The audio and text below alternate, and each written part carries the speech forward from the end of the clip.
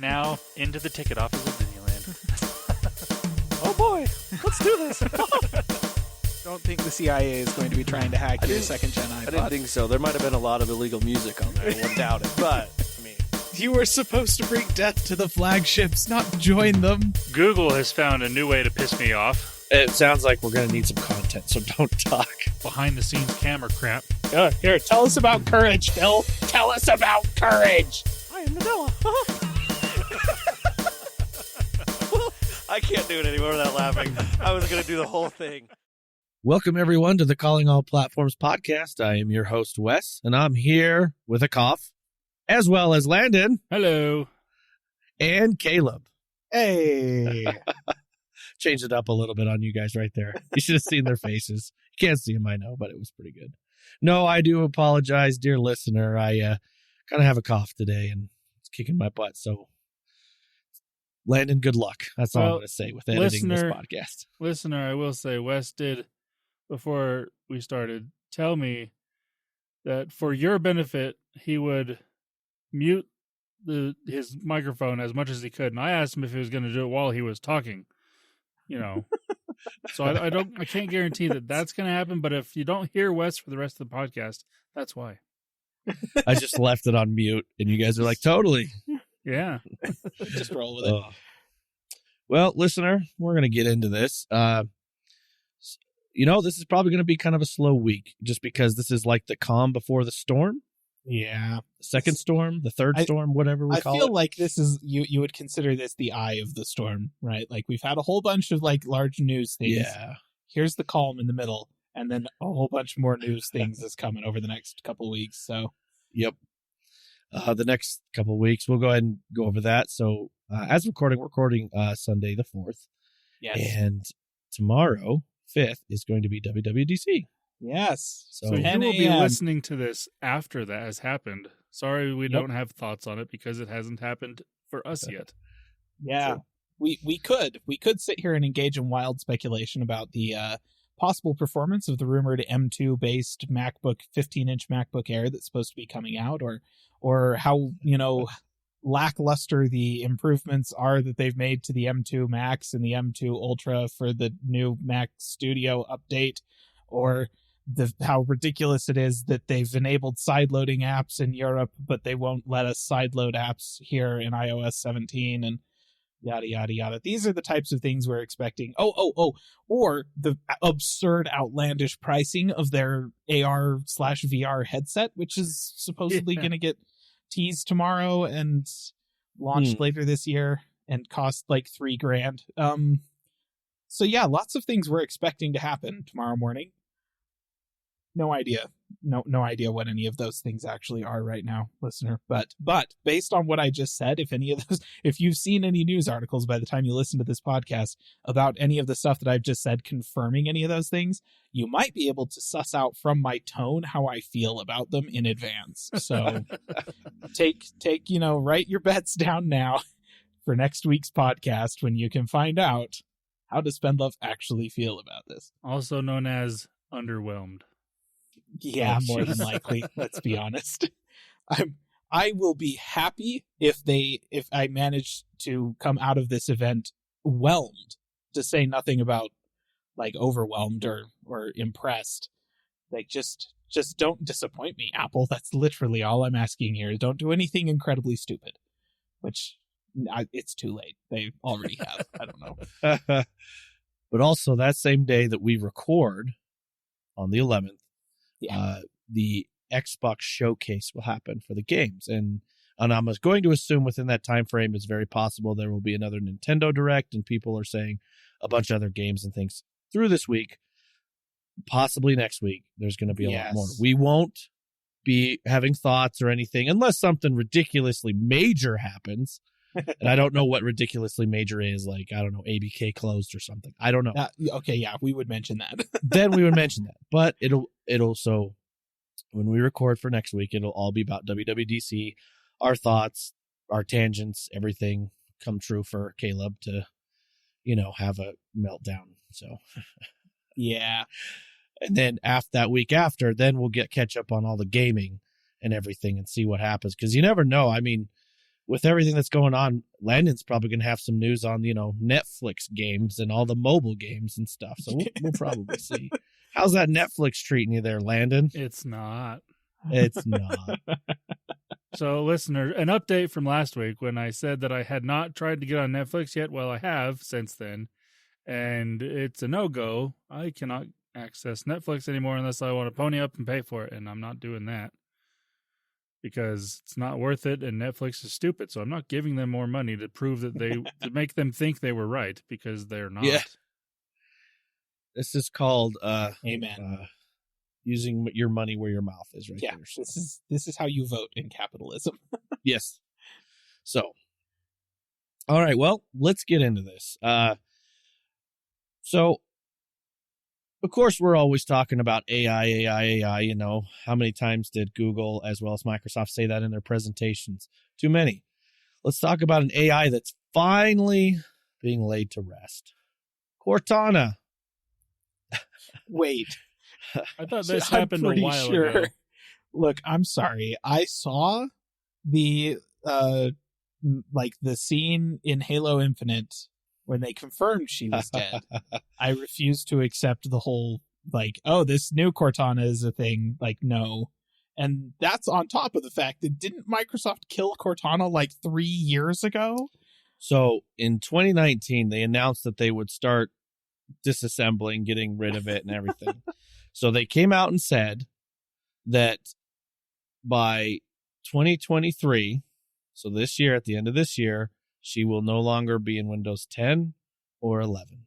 See, okay, I know what actually happened. So I think she has been gone from Windows 10.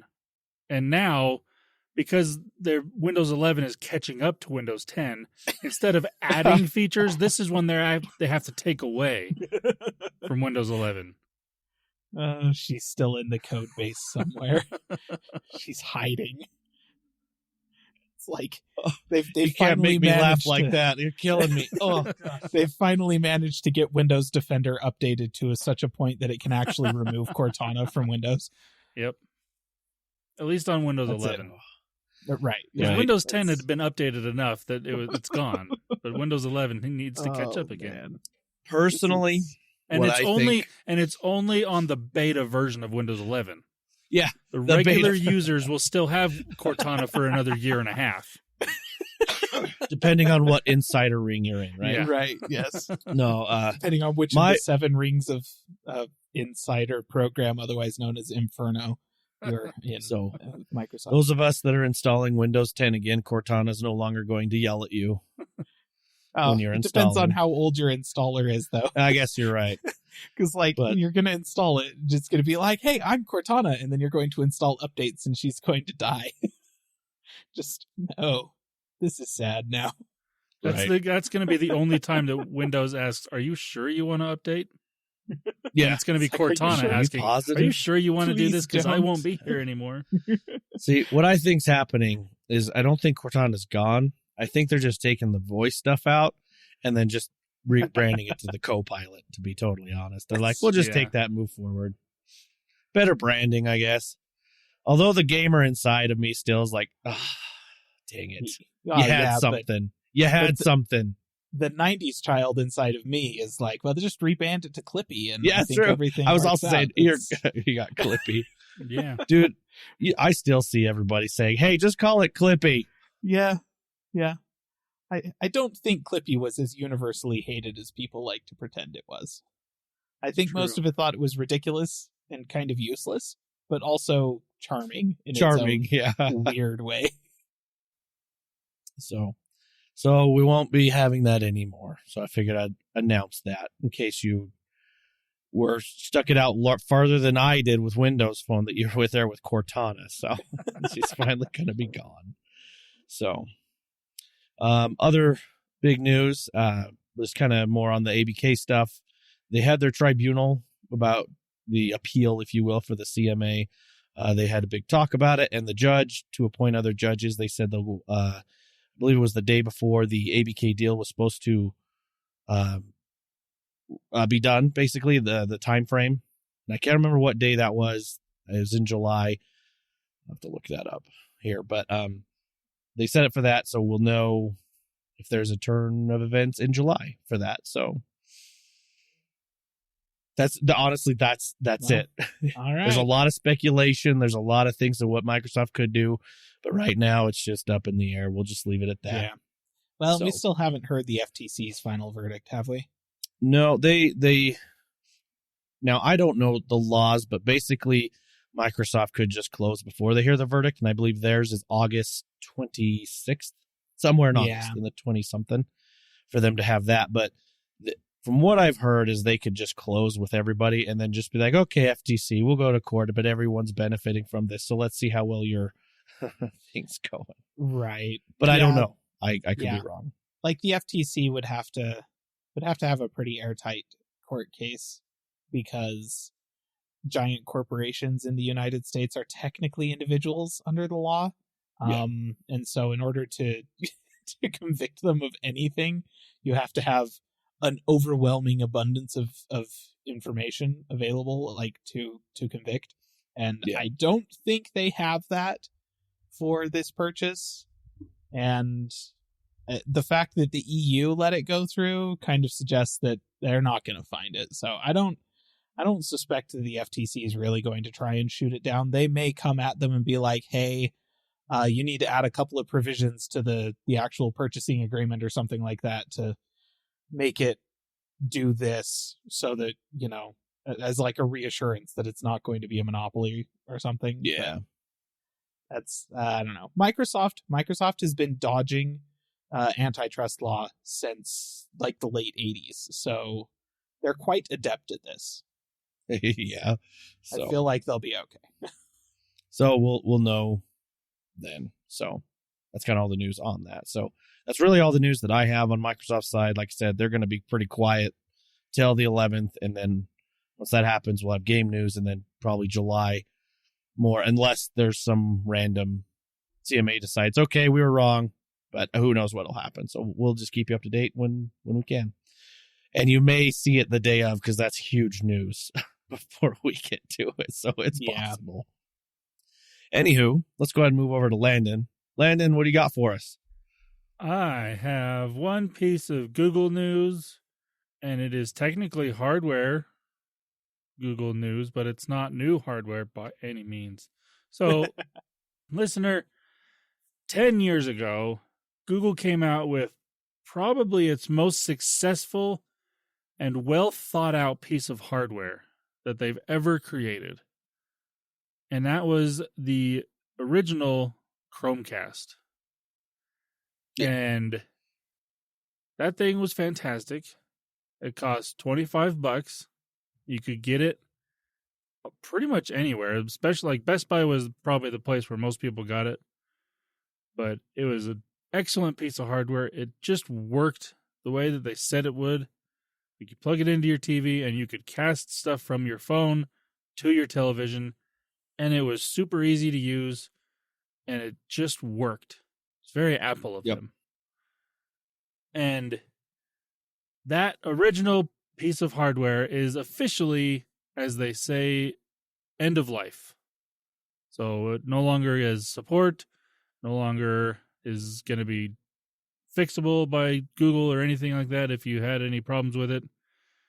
Which, at this point, I mean, just buy a new one. You can get a new Chromecast with Google TV for, you know, on app. You could easily get it for about $25 most places. I mean, MSRP is for higher than that. I think they want to retail it at like $50, but if you pay $50 for it, you're doing it wrong.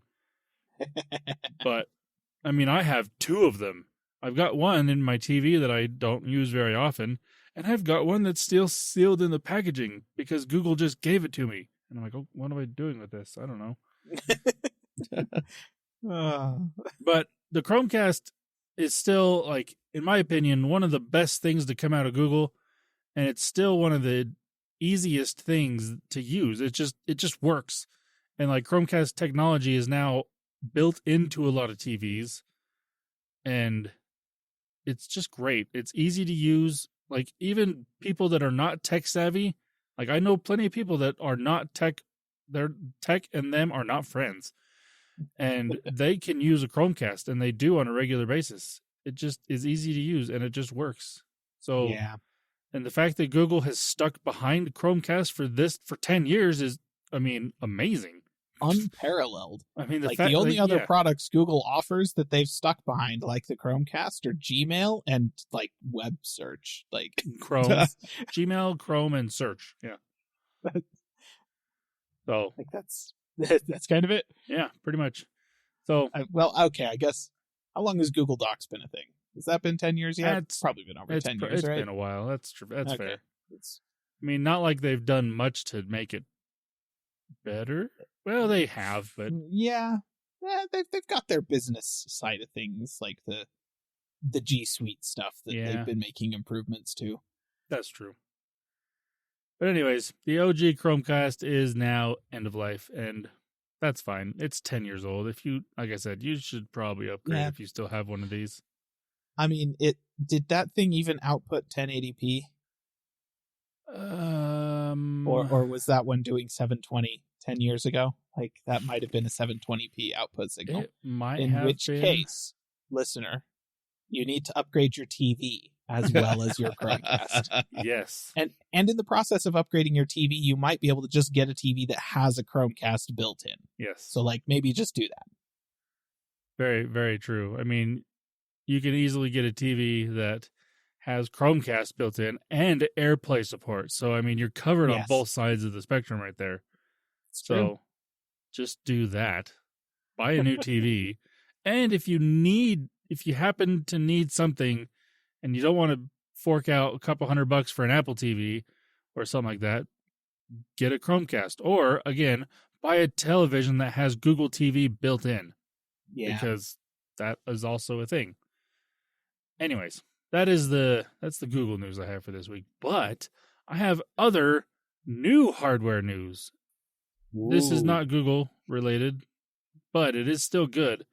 Motorola announced 2 new Razr phones, and I'm very excited about both of them. So they have the regular Motorola Razr, and then the Razr Plus. I'm also hearing the regular one called the Razr Minus, and I like that a little better. But it's fun. So let's talk about the Razr Plus, because that's the one that most people are going to see and talk about. Let's go over the specs really quick. It's got the Snapdragon 8 Plus Gen 1 chip in it. It's got the inside display is a 6.9-inch POLED display with a 22:9 aspect ratio and a 1080p display with 165 hertz LTPO, which is really nice. And the external display is a 3.6-inch display, and it's basically a 1-to-1 aspect rate. It's not technically 1-to-1. It's pretty close. It's 1066 by 1056. So it's a 1-to-1 aspect ratio. And it's also 144 hertz display. So that's pretty cool. It's got 8 gigs of RAM, 256 gigs of storage, a 3,800 milliamp hour battery, which is 1,000 milliamp hours bigger than the previous generation Razr, which is impressive. It is running Android 13 because Android 14 is not available yet. The front camera is a 32 megapixel sensor. And then the main camera is on the back. It's got a main 12 megapixel sensor and then a ultra wide 13 megapixel sensor, and that ultra wide also doubles as the macro sensor, which is just using software to make it do that. Kind of how the Pixel works, the same way. It's got 30-watt fast charging and 5-watt wireless charging. So not fast, but it does have wireless charging, which is a first on a Razr phone. And its starting price is $1,000, which is impressive. And this is the higher end of the two. The Razr Minus doesn't have a price yet, but the fact that you have a flipping phone for under $1,000, the specs on that one are a little less, but they're not bad. Like, it doesn't have the bigger outside display. It's got a 1.5-inch outside display, which is basically kind of what Samsung gives you on their phone. Yeah. The internal display is the same size, but it's 144 hertz instead of 165, so it's a little less there. And it's only a 1080p display, but it has a larger 4400 milliamp hour battery, which is nice because it doesn't have that bigger outside display. They have more space in there to put a bigger battery, which is good. And it also has the Snapdragon 7 Gen 1 chip instead of the 8, so it's a little lesser on the specs, but it's more or less almost identical in a lot of other ways. But they don't have a price on that one yet. But that could potentially be $800 or less for a phone that folds in half and gets smaller and is really cool. Yeah. But my favorite thing about this phone, on the Razr Plus, that is that outside display, because it's not just a ticker display that shows little notifications as a clock and stuff like that. It can run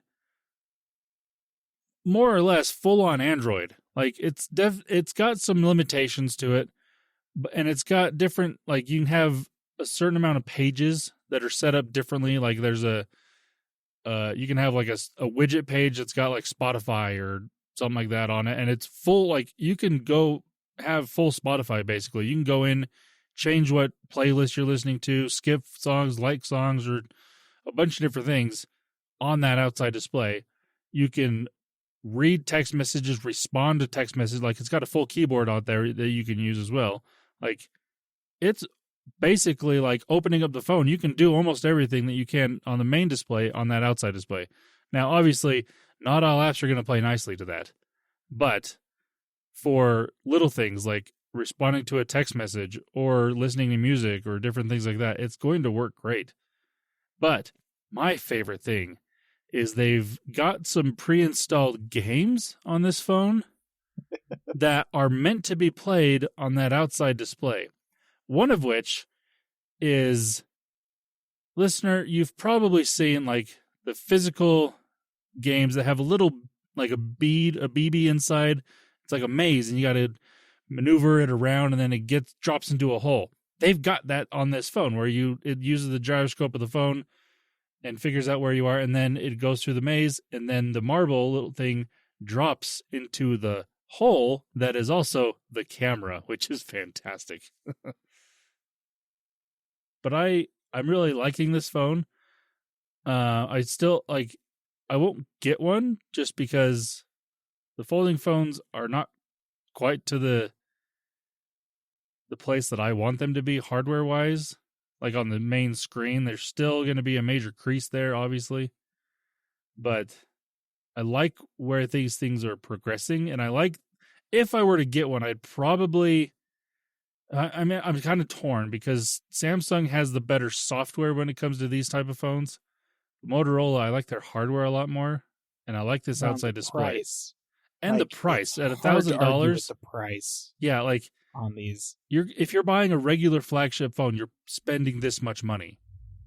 Like, yeah. Well, so my thing is that, like, traditionally, when folding phones of this form were first a thing, I would have gotten the Razr because it looked cooler. Like, it just looked better. True. The classic styling and all that stuff. I'm actually bummed out by the Razr Plus because it has ditched that. I mean, the styling for both phones. They have ditched the classic Razr-inspired flip phone styling. Doesn't have a chin anymore. It's more, it looks like a flip, a Z Flip. That's what it looks like now. True. In terms of the physical shape of the thing. Their hinge is different. I do like their hinge better than Samsung's. It folds flatter. And I at first blush, I saw the Plus and I saw that big outside screen and I was like, oh my gosh, that's great. But then the more I saw it demoed and the more I realized this really allows you to do basically everything that you do most of the time on the phone right there on the outside display, I thought to myself, you know what else had a 3-inch display? the original iPhone. So anybody who is saying like, oh, you can't actually use your entire phone on a 3-inch yeah, you can. I'm sorry. That's where smartphones started. And you can totally still use that to do everything. And I totally would, to save the convenience of having to flip the thing open. But what's the point of having a flippy phone if I can't flip it open? Like somebody pointed out, you can accept calls with the phone closed. And you can make a phone call and then hang up without having to open the phone. And I'm like, where is the satisfaction in hanging up a flip phone without flipping it closed? Without that snap, like what's the point? So I kind of like, I look at that outside display and I'm like, I feel like this probably is the future of this category, but I don't like it. Like it's not for me. Now I haven't looked into this enough to know for sure, but I would imagine that if you're answering a phone call via the outside display, it's going to be on speakerphone or you're using earbuds. Yes. And I'm pretty sure, yeah. That's the downside. So in the phone's defense, you can and have a better experience, open the phone still to use it as a phone. Right. And I would say do that, because you shouldn't be the person carrying your phone in front of your face in speakerphone talking to everyone. Call. Yeah. No, that's true. That's true. And I think that in general, the better experience will be had by opening the phone up. But I just know that with these larger screens on the outside of the phone, there's going to come a day where I'm going to be out in public somewhere. I'm going to see somebody pull out their little flip phone, respond to a text message on the outside display, and put it back in their pocket. And I'm going to be like, I could have just given you an iPhone 4S. Like, if you just wanted a smaller phone in your pocket, you could just be carrying one of those around. Like, I'm just saying. So that was like my reaction to the Plus. I like that the price is not super high. Like the specs are not like totally top end, like the Snapdragon 8 Gen 1, whatever the CPU is in that, is like last year's top end chip. Yeah. So it's like, it's not like bleeding edge specs, but it is flagship specs for sure. And the price is good. And so it was looking at that price and then looking at the slightly lesser specs, but still pretty reasonable specs of the regular Razr, that I was like, okay, that's going to be about $800, I would guess, is where they're going to price that, which, given that it's a Motorola, means you can probably get it for at least $100 off of that price within a month or two of it launching, because that's how Motorola's pricing tends to go. And that is pretty darn compelling, considering that's the starting price of the iPhone. Yeah. Like, this is basically Motorola going, hey, you could pay $800 for last year's iPhone, or you could get a phone that feels like a genuine massive step forward in terms of the future of mobile devices, and it costs the same or less than Apple's device. And it's back to those couple of years just before Apple released the iPhone 6 again, where they released the 5 and the 5S, and like, on the one hand, the 5S did feel like a huge step forward in terms of mobile devices because of the processor, but that was it, Otherwise, they were lagging years behind everybody else in terms of hardware, like handset hardware design. And that's what this feels like. This is Motorola saying, look, for the same price as the cheapest new iPhone, you can get the next step forward in hardware design years before Apple is going to be ready to launch anything like it. And that's pretty darn compelling to me, especially when the thing that I hate Apple for most right now is discontinuing the iPhone mini. Yeah. Because it just fits so nicely in my pocket. And you know what else would fit so nicely in my pocket? A 6.9-inch iPhone folded in half. So there's definitely that part of me that's like, yeah, the Plus, the Razr Plus, not really my thing. The outside screen is kind of weird to me, and it's still a little expensive, and it doesn't have the styling that I really loved about the original Razr phones. But the minus has the form factor that I love. It feels like a step forward in terms of hardware design. It's tiny, fits in my pocket, and potentially costs less than a new iPhone. So, I mean, good job, Motorola. Like, the fact of the matter is, they're sitting on this right now, having almost convinced me to switch to Android come this fall. Like, That's wild. Yeah. And the other thing that would have made this harder for me to recommend was Motorola. Ever since Lenovo bought Motorola, their software update schedule has dropped dramatically. I mean, the benefit they had before was they were owned by Google, so they got updates really fast. Like faster than some Nexus phones back in the day, which was impressive. But since then, it's gone down. With this phone, though, Motorola has said that they are going to be giving 3 OS upgrades, which is good. It's not quite to the level of Samsung and Google, but it's still better than a lot of Android manufacturers. And they're also saying 4 years of not monthly security updates, but bi-monthly security patches, which is still really good. So, And so the software issue that was there is not there anymore, at least shouldn't be there anymore. Yeah, and the other nice thing, at least a lot less of an issue. Yeah. The other nice thing that I would definitely prefer this phone over Samsung's phones is the main user experience on the phone. Samsung's One UI is just not my favorite. I mean, I've stressed this over the years that we've been doing the podcast, so you probably already know this. But Motorola runs nearly identical software to what you will find on a Pixel phone, with some minor tweaks. Like, they've got their own things in there that you can customize different things with. They're not bad things, though. They're nice things to have. So that, I mean, right there, that just makes this phone, to me, the more compelling of these foldable, flippable phones.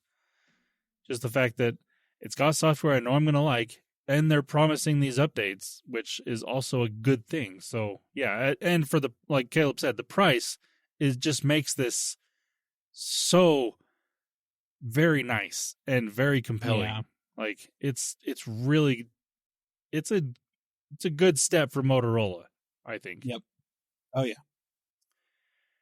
But that is all of my news for this week. Good. Old hardware news. It's always fun. Hardware is always fun. All right. Well, we'll move over to Caleb. Caleb, do you have any regular news, or do you want to go into gaming? My only regular news is there's an Apple event tomorrow morning, listener, which will have already happened by the time you hear this. So, yeah, we'll be getting back to you. I've already shared kind of what I expect to happen, and like I said, based on my tone, you can probably determine how I expect to feel about it. Anyways, no, I just have gaming then beyond that. So we'll take us into it. Oh, here we go. Okay, so on this week's segment of Spendlove Rants, yeah. So this is a piece of news that broke a couple of weeks ago, actually, listener, and we didn't really talk about it because it's not necessarily like groundbreaking news for most people, because as it happens, Overwatch 2 is not doing super duper well in terms of player base size. Certainly not as well as I think Activision Blizzard hoped it would when they moved to a free-to-play model. But this is indicative of a trend in AAA gaming, and so I'm bringing it forward kind of less as a piece of news and more as a discussion topic. So that is that Blizzard has officially canceled Overwatch 2's PvE story mode. Now, you may recall, listener, back when they first said, hey, we're releasing Overwatch 2 last year. They're like, yeah, we're going to put it out. It's just going to be the PvP for now, but it's moving to a free-to-play model. Then we're going to add PvE to it later, and you'll have to pay for that. It'll be almost like a separate game that you tack on as like an add-on that you pay for. Yep. That was the original plan when they were talking about Overwatch 2. Now, Overwatch 2, as a unit, as a game, as a fundamental concept, only exists because of the promise of the PvE stuff and the talent trees, right? Yep. So talent trees were a concept that when they first announced Overwatch 2 back in 2019, I think it was. It's been a while. Yeah. When they first announced it, they introduced that kind of alongside the PvE stuff, the story mode stuff. But the talent trees were going to also come into play in the actual PvP stuff as well, like where you could build up, based on your performance, right? Your skill, your ability to play the game. You'd be able to build up your own ability at certain characters so that you could basically take your one trick and turn it into like a customized, personalized one trick hero, such that like playing against a hero in the game wouldn't matter as much as the person who was playing that hero, Right. Yep. So that was kind of the concept behind talent trees. It wasn't going to be anything like, first of all, they said specifically that you weren't going to be able to pay to get talents and stuff like that, that it was going to be like, based on your skill, based on your ability to actually play the game, win games, do things with the character, so on and so forth. So that was kind of how they presented it. I thought that was an interesting way to approach like multiplayer PvP, but mostly, personally, I was just very excited for the PvE stuff because the characters in the world of Overwatch were very interesting. I mean, it was originally based on an MMO, Project Titan, way back. That's what Overwatch sprung from. And with this announcement, they kind of mentioned that the original Overwatch was supposed to be like, they were still building toward the concept of the Project Titan MMO when they released Overwatch, right? Overwatch was stage 1, PvP. Let's get that. Let's get the world out there, start working on the lore. Stage 2 was the PvE stuff, those story mode missions with the characters. And then stage 3 was going to be the full-on MMO. Okay? That was the whole thing. And so that was the original plan. They launched Overwatch. Overwatch 2 was supposed to be building onto that, becoming stage 2. Something Overwatch 3 in the future, whatever, would have been even more beyond that. Okay? So this is what has been told to us by Blizzard along the entire life cycle of Overwatch. They justified the fact that the last couple of years of Overwatch 1, so basically like 2020 and 2021, and to a certain extent 2019, it felt like nothing at all happened in the game, and literally like nothing did happen in the game except for a few new skins, because they were working on the next step, right? It was Overwatch 2, it was PvE, it was all this stuff they were adding, the talent trees and stuff like that. They were going to completely change the game. That was what they were working on. And so everyone was like, okay, Overwatch 2 has been left in the dirt. Or, sorry, Overwatch 1 has been left in the dirt, but at least they're working on this next step. We had some kind of promise of what was to come. And then they announced Overwatch 2 as a free-to-play thing. And I think that was the point at which everyone started to realize that maybe there was something wrong. Like, the ship had sprung a leak. And they're all like, yeah, but the PvE is coming. It's coming. It's still a thing. But they released Overwatch 2 PvP. And it was just Overwatch 1 with a large content update. Right? Like, Overwatch 2 is Overwatch 1 with all of the content that they didn't release between 2019 and 2022. Just piled in all at once. And a store. Right. And a store. A free-to-play store. Yes. Yep. That's it. That is all Overwatch 2 is. Like, they literally could have just updated Overwatch 1 to be what Overwatch 2 is. It would have required almost no actual effort. Right? So the whole reason for Overwatch 2 existing was PvE. Now, they have said that the lore that was going to be coming via the PvE stuff, they're still going to add into Overwatch 2 via seasonal events and updates along those lines. And that was never enough with Overwatch 1. It's never going to satisfy the people like me that actually wanted a story mode in this game. Yeah. Sorry, Blizzard, that's a terrible idea and it's not going to work. It also says to me that we're just basically taking this thing that was supposed to be the next evolution of this game. This thing that was supposed to be step 2 in our 3-step plan to releasing the game that Project Titan was supposed to be, that we wanted it to be a decade ago. We've taken step 2 and we're turning it into monetizable content that we can toss into our seasonal bundles and charge you money for via microtransactions. Like, that is what this is. So, I'm ranting a lot about Overwatch and Blizzard in particular, but what this comes down to is a case where we had game designers who had a plan for a game. They couldn't make that game happen all at once, but they figured out a way to get it there eventually. And so they executed on the beginning part of that plan and released one of the only, in fact, for 2016, I think the only first-person shooter style game that got any Game of the Year awards. So, like, this thing was a massive success to the extent where Overwatch killed entire other games from major AAA developers in that genre just because it was so popular. It was so much better than everything else in the genre that, like, Team Fortress 2's player base suffered, despite the fact that Team Fortress 2 has always been free. Or, well, has been free for a very long time. Yeah.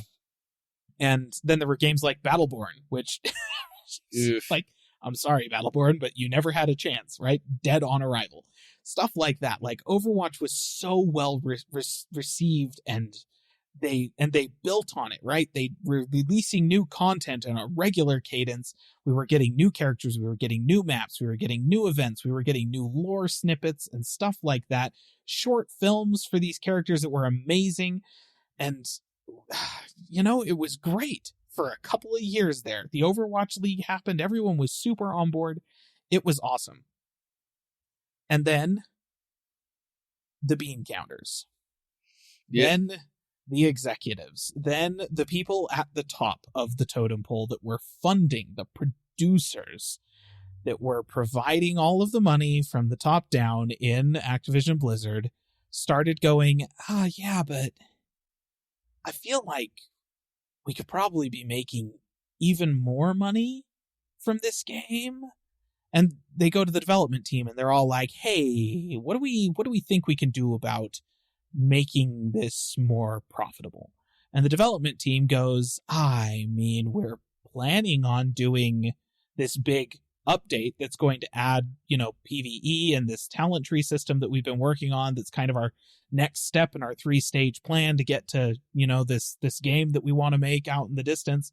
And they're like, okay, yeah, let's move up the timeline on that. Let's start pushing that. Let's get this game ready for release faster. And the development team's like, oh, okay, so we're going to have to stop doing updates to the live game in order to do that. And the producers are like, yes, do that. The executive said, stop working on Overwatch 1, start working on Overwatch 2. Let's do that so that we can sell that. And so they start working on Overwatch 2. And the executives don't get their noses out of the way there. You know, they announce Overwatch 2. They're like, hey, these are all of the cool things that we're expecting to put in Overwatch 2 that make it feel like a brand new game. That's why it's 2 and not just an update to Overwatch 1. The community goes, okay, I see that. Like, I can buy that. And so they start working on it. But the executives are right there. And the executives are like, yeah, but maybe could we put a store in? Like a store for microtransactions and stuff, not loot boxes that you can buy like for a couple of bucks and that we just People also are give complaining about hundreds away Yeah. for free. Yeah, no loot boxes. How about just cosmetic items that they can buy, like individual cosmetic items? Sure. Yeah. Okay. We can put a store into that. That seems fine. Oh yeah. Let's make it free to play. So more people come and spend more money on it. We happen to know that actually works very well for certain demographics because King is, you know, one of our companies, and they happen to be literally printing money off of a match 3 game like Bejeweled, for crying out loud. So I'm sure the King executives were in on some of those talks. They're all like, hey guys, we know how to print money. So yeah, that's just exactly what happened throughout the entire thing. All the development of Overwatch 2, right up to release, the executives were just sitting there like, yeah, but how does that make us more money? Yeah, but how does that make us more money? Okay, but how does this make us more money? And they went, yeah, but this PvE thing, how does that make us more money? Oh, it doesn't? Yeah, kill it. Oh, okay, these talent tree things, like for, you know, to make the gameplay more interesting and to reward you for putting in time and effort to get better at the game. How does that make us more money? Oh, it doesn't. Oh, okay. Yeah, like go ahead and kill it. It's like, never mind the fact that it makes the game more fun, and that if the game is fun, people will play it, and people that are playing it are going to be putting money and time into it. No, you can't. There's no direct monetary improvement there, and so no, it's gone. And that is 100% what has happened here. This is a case of yet another game being absolutely crapped on by meddling from executives. And this happens so frequently in AAA game development that, like, I've almost stopped playing AAA games entirely. Yeah.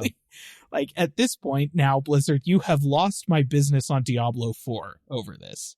Like, I am so pissed off at Blizzard right now that the best you're going to get from me is I might go play StarCraft, like the first one. I might go play Diablo 2, not Resurrected. Never did buy that. Certainly not going to do it right now. You know, like, I just... You know, Caleb, if it makes you feel any better, I'll join in with you on this boycott. You want to play some StarCraft? I was just meaning I won't play any of the new games, you know. Yeah, but they do, like, original StarCraft still runs, and that'll run on, like, any of your computers. I do still have this original StarCraft Brood War discs somewhere. Man. But I would need a way to put them into a computer. I don't have a computer with a disc. Yeah. Yep. Back when Blizzard cared about the gamers. And I don't want to say that I feel like Blizzard as the entire company doesn't care about the gamers. I think the people probably most devastated by this news were the Overwatch development team. Like, I will bet you money. They had to tell you. Yeah, exactly. I will bet you money that Aaron, what's-his-face, who's the game director for Overwatch currently, shed tears before he wrote up the blog post apologizing for this happening. I guarantee this was not his call. I'll bet he fought it as hard as he could. And I will bet that fighting this crap is the reason Jeff Kaplan left. Like 100%. He fought it and fought it and fought it, got sick and tired of Activision Blizzard's nonsense, and quit. And Aaron is probably on his way out. I bet the only reason he's still there is in hopes that Microsoft buys them. Maybe. That's entirely possible. So yeah, honestly, studio executives at large AAA studios are the bane of existence for gamers right now. And I don't know, like, there is so little hope on the horizon in terms of AAA gaming for stuff like this. We can hope that Microsoft buys this, and we can hope that they give autonomy back to the game creators. And like, Microsoft monetizes games in a different way, so maybe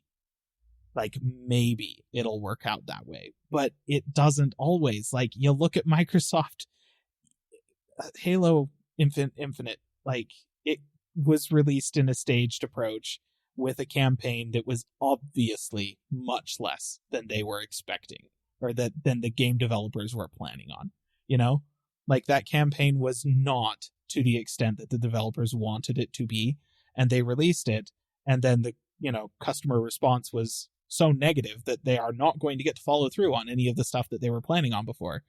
You know, like, to be fair on that one, the campaign everyone loved.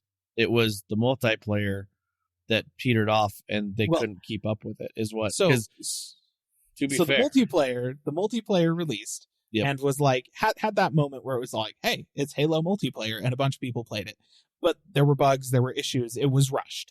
Like, it was rushed out the door, and was not quite finished. And yeah, they did lose a lot of stuff. And then the updates didn't come as fast as they had been promised originally, because they were working to finish the campaign.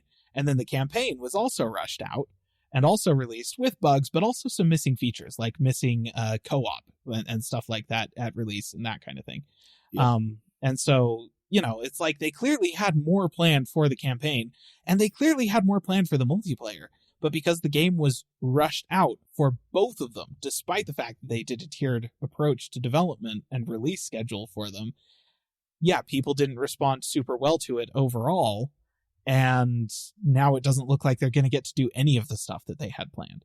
And it's like, you got to feel for the developers in this case. And then you look at, obviously, the most high-profile failure in video game, I want to say history. I'm going to say history. Cyberpunk 2077 is the highest profile failure in video game history. just flat out. I honestly, maybe Duke Nukem Forever is worse, but there's not much else up there with those. Daikatana might also be up there, I suppose, but it was rushed, right? Cyberpunk was rushed out the gate by studio executives that just wanted to get it out and in front of people so that they could start making money off of it and not spending money on it. You know, like that's because it's all about the money to these people, and they're always going to do what makes them the most money. The CD Projekt Red, are they owned by somebody, or are they private? They're owned by CD Projekt, which, you know, is so right. But I didn't know if it was like a no. So CD Projekt is the publisher and whatnot. Oh, so CD Projekt Red is the development studio. CD Projekt is the publisher of everything that they develop. Right. CD Projekt owns a couple of subsidiaries beyond CD Projekt Red, but it's most like they own GOG. I guess I was thinking like Bethesda, else, you know, before Microsoft bought them, like they were privately owned in a sense. Yes, CD Projekt is like that. CD Projekt kind of sits where Bethesda used to before Microsoft bought them. Okay. So yeah, but it's just this happens so frequently in AAA game development these days, where games are rushed out and released in such a way that the original vision of the folks that made the game, that wanted to create this cool thing for people to play, it just isn't there anymore. It's gone. It's been eaten up by the bean counters and the executives that are just trying to figure out how to wring as much money as possible out of this thing. And there are examples in the opposite direction of what happens when these executives don't get their way. You know, good examples include stuff like, let's see, Elden Ring. You know? Yeah, that's just huge. So happens to have been the best game of like the past decade, and is going to go down in history as one of the greatest games ever. It doesn't have a store. Doesn't have a store. Doesn't have cosmetics you buy. Have cosmetics that you buy. It's not funded via microtransactions, and they just took their time and developed it until it was ready to release, and then they released it. And everybody loved it, and everybody bought it and played it and sung its praises and continued to play it, bought the expansion packs. Like, you can't tell me that From Software didn't make money off of Elden Ring. They made all of the money off of Elden Ring. And you know why? It's because it was a passion project that they put in the gosh darn time to make it worth playing. And that's it. It was just good game development. That's why they were able to print money off of that game. No tricks, no trying to fool anybody into doing anything or microtransacting the crap out of it and stuff like that. They just made a good game. And so often that is just lost in AAA game development. This concept that just making a good game is how you sell games. You know? Yeah. Yep. Oh, man. It's a different time. Like, I get that, and I understand. Like, I guess both Caleb and I, you know, we'll never have our Blizzard, because, again, but where Blizzard is now, we would like it to change. And so with this Microsoft thing, I mean, we already see what's happening, and we know where this road leads to, where they're going to be making Call of Duty. Like, they're going to have Blizzard be making Call of Duties. Yep. You know? Well, I know Overwatch will just be Call of Duty, basically. It'll just turn into that. So we're hoping that when they're bought and they have money, that Microsoft can let them cook. They have their $1 trillion company. They can let these companies just cook. And, you know, make, you know, if they have to make their Diablo Immortals to help fund the actual Diablo game for a while, okay, sure. Because fair enough. But and the thing is, like, you know, Microsoft funds things differently than most traditional video game publishers. And so that's why I have hope for this. Like, yes, I presented Halo Infinite as another example of AAA game development kind of falling on its face, which is the case. But on the flip side of that, you have stuff like the new Hellblade. So, yes, Hellblade 2. Yeah, Hellblade 2. Ninja Theory. I can't remember what the subtitle for that is. But they very much took an indie game. Hellblade 1 was an indie game. And they took that massively successful indie development project and were like, do you have somewhere else you'd like to go with this? And Ninja Theory was like, yeah. And they're like, awesome. Here's the money. Go. Yeah. And they started running with it. They announced Hellblade 2 years ago. But we still haven't seen it. And nobody seems to be like pressuring them to get a release date or to whatever. They seem to just be letting the development team that produced a lovingly crafted experience with the first game. They're just letting them produce another lovingly crafted experience with the second one. And they're just letting them go. And it's ready when it's ready, you know? Like, so it seems like Microsoft is willing to do that sort of thing. And we can only hope that if they do buy Blizzard, that they will let Blizzard do that. Yeah. You know? Like, as much as I make fun of Valve for never releasing any games and not being able to count above 3 and stuff like, or 2, 3, can't even count to 3. And that kind of thing. Like, we all joke about it. It's become such a meme in the PC gaming industry. But the fact of the matter is, because of Steam, Valve is able to just not care about money, right? Money is just there. Steam funds everything that they do to a huge extent. And so every time Valve does do something, you know that this is top industry professionals have crafted this thing with immaculate precision. Yes. And here it is. And that is true. It's weird that lately that has been hardware. You know, like, True. Half-Life Alyx, Half-Life Alyx was an amazing VR experience and stuff like that. But beyond that, they've kind of stopped doing game development. Clearly, it's still happening because Half-Life Alyx happened. So I guess it just depends on what gets enough attention at the company. Right.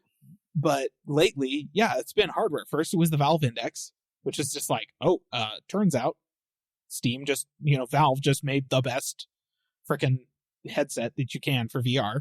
Yep. And then the Steam Deck, where it's all like, Valve has just redefined PC gaming and created an entirely new segment of the market at a price point that nobody was expecting anyone to be able to hit.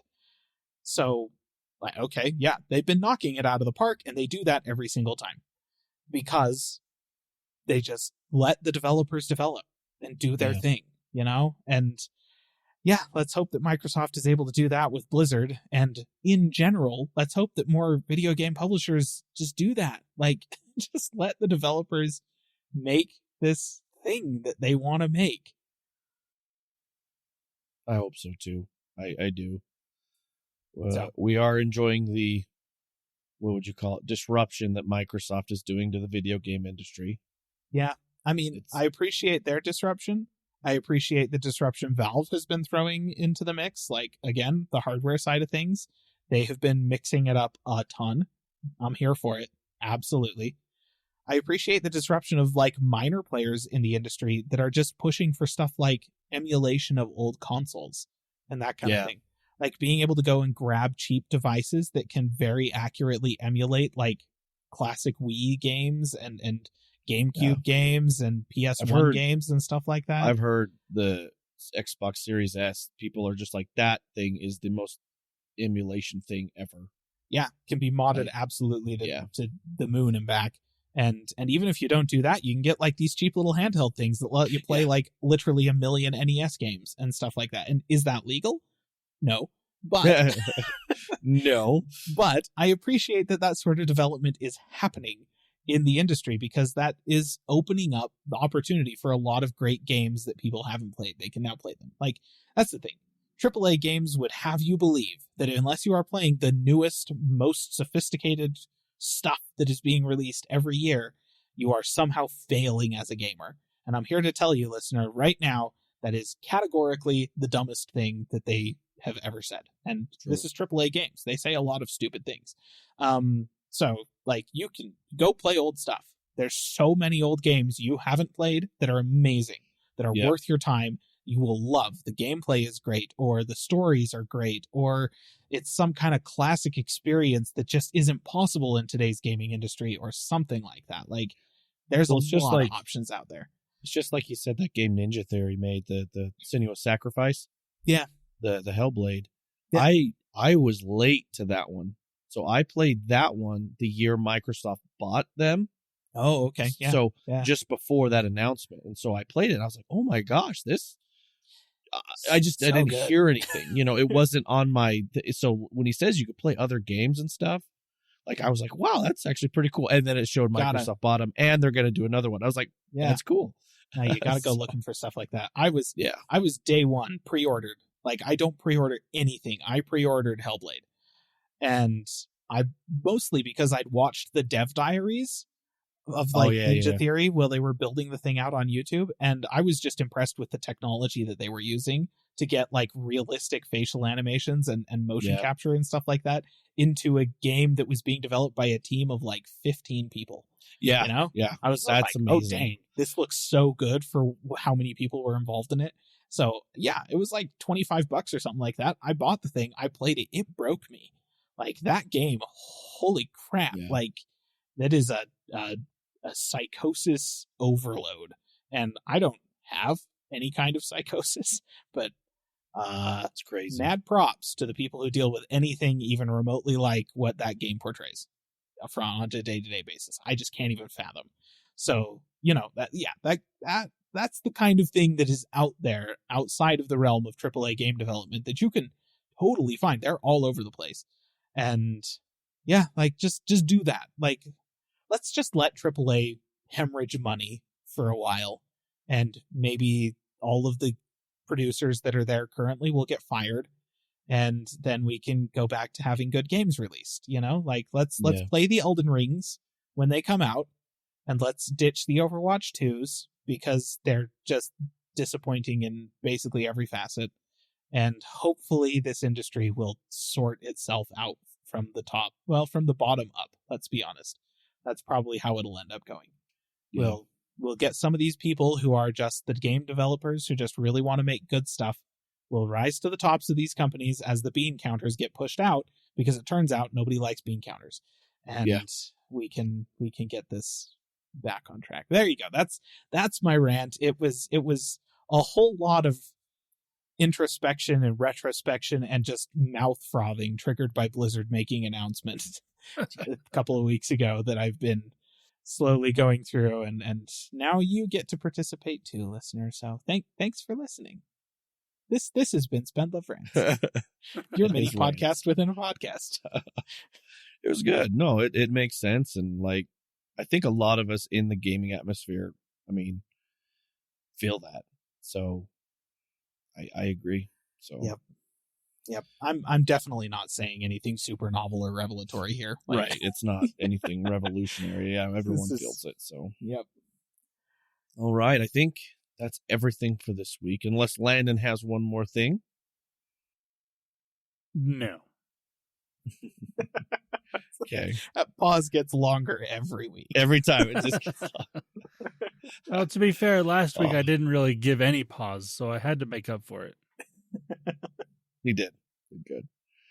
All right, listener, we appreciate you listening, and I try to mute as much as I can, so hopefully Landon can fix all the coughing and all the bad sound. You might as well just mute me, like I said at the beginning. Just mute me. There we go. What, I don't know what you're talking about, because this is the first time you've talked since the intro. Whatever, I was saying yep, and giving Landon some committal noises, or Spendlove some committal noises. All right. So appreciate it, listener, for listening. If you want to get a hold of us, you can at our social media platforms. You can check out some awesome YouTube videos over at our gaming or our YouTube channel, videos on our YouTube channel at Calling All Platforms Games, as well as Calling All Platforms Tech. If you want to throw Landon a bone here by dealing with us two numbskulls and putting a podcast together and engineering it to make it sound ever so awesome, you can hop on our Patreon, donate to that, and support us in any way you can. Dear listener, have a good week. Bye-bye. See ya. Calling All Platforms is a production of Supporter Sound Studios. To learn more about how you can support the podcast, go to www.patreon.com/callingallplatforms.